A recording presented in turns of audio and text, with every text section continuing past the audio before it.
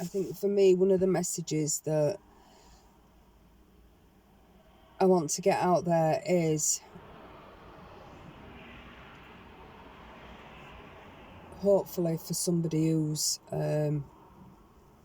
younger, who's just coming through that truth that you hold in you, if it makes you feel like, oh, I must be wrong because everybody in society is doing this, so what I'm feeling inside must be wrong, or you don't quite understand it, unless you've been brought up in a family that's given you those tools to be able to understand and taught you that not everything out there is good for you.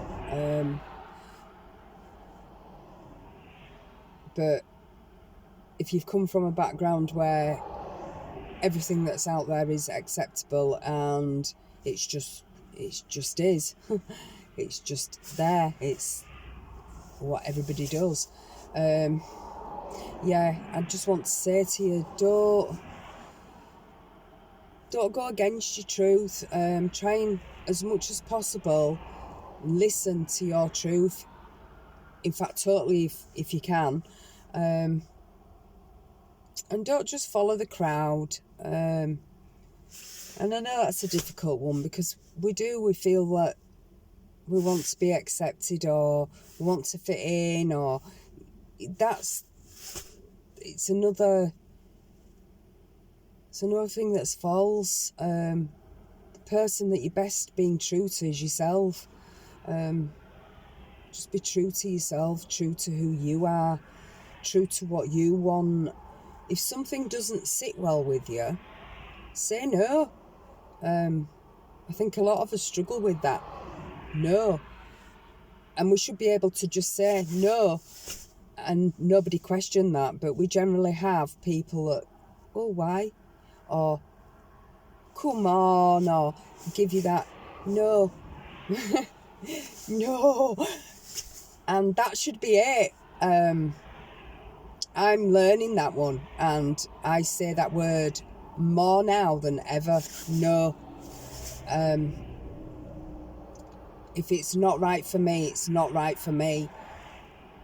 And even the people that I've turned to at times for help during coming out of abuse and reporting abuse and things like that, we would hope that they, again, have our best interests at heart. But again, that's another one that I'm learning, and not everybody has. And I think that's why when you're awakening, you become isolated.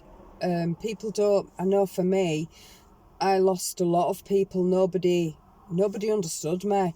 I felt so misunderstood. I couldn't express fully what was happening anyway. I just know I was going through a process that, there was the aspect of releasing trauma, which is still happening.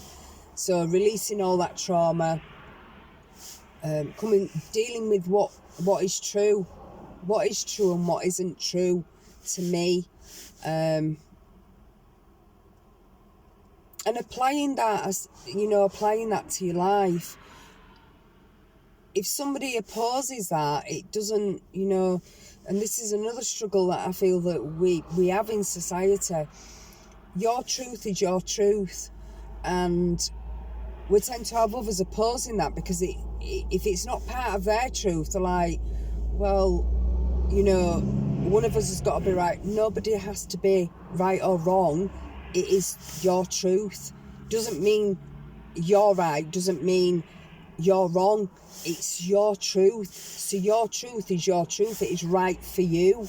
But we tend to have that in society. People have this struggle of, I've had a lot of people around me that have opposed that, or,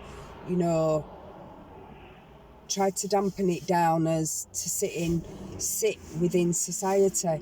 But I don't want it to sit within society, because how I look at society, and this isn't labelling people, but the things that are out there, it's sick. It's not right. Abuse, murder, and all the things. I'm not judging them. It's not of God. And that's the thing for me now. So for me, it doesn't sit with me, because it's not the truth. These are things that we shouldn't be doing. And I'm not saying that we need to, totally away with or treat those people that do these things, because I've been on both ends. I've been on the receiving end of abuse. I've not abused. I've been on the receiving end of abuse, and and then I've committed crime. I've got in with people, and it's no excuse, but you get in with those kind of people and you're laid down, and you're finding yourself, and you do these things. I think a big aspect of me, I was fighting against this system. Definitely fighting against this system. And then I got to a stage where I didn't fight against the system, and I were completely for. And spoke out about abuse in the workplace, in care. And I got the short end of the stick. Yeah, definitely. I was the one that ended up losing my job and made to feel like I was wrong. But yeah, and this is where I say the falsehood. I used to teach training, and all the policies and procedures that are there are like whistleblowing. You whistleblow. This is abuse, and you whistleblow. So when you witness that and then you whistleblow, you presume that they're gonna deal with that in the way that they say that they will. Not the case. Not the case that happened with me. And my family. I had daughters that were working in care, and the same for them, whistleblowing. We were ostracised. We were made to feel that we were wrong for speaking out, and those people that were doing what they were doing, they were protected. So yeah, all those policies and procedures and all these government documents, and I quote Gordon Lamb, who said whistleblowers are now protected. I encourage you to speak up. I did. I actually went through all the right channels. Started with the workplace, then outside of the workplace, going down all the regulation routes of speaking to the authority figures that you mentor, protection in workplace. No, nothing was done. It's all just a tick box. It's paperwork, and it's just to appease people, to make you believe that is happening. It's the truth. I'm not going to say it, and if that's how I see it, that is my truth from my experience. That is how I now see that. It's just an appease. Let us make you think that we're doing something and that you're protected, so that you feel safe and protected, and that our government, as a government, we're doing something. No. We even reported it and spoke about this to an MP. Nothing happened. Didn't even get back in touch. So that's how important they saw it, that, you know. And I think the other side of that is, when you've been through abuse, I think they automatically are. This is a presumption. I'm looking at it from both sides, that they're kind of like, oh, you know, she suffered abuse and all these things, and that's why, you know, no, when you've suffered abuse, you can see it. You can actually see it. You recognise those things. It might trigger you, but it triggers you because you're seeing it was actually, you know, something happened to somebody, then asking care workers to cover things up. To me, that's abuse, and it's wrong.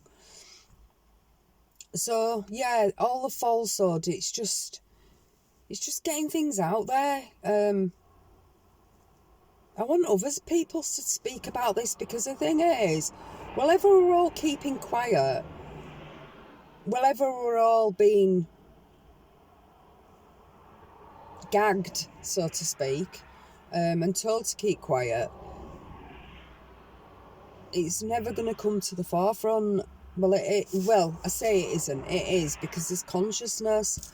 I think everything at the moment, it's been spread through consciousness.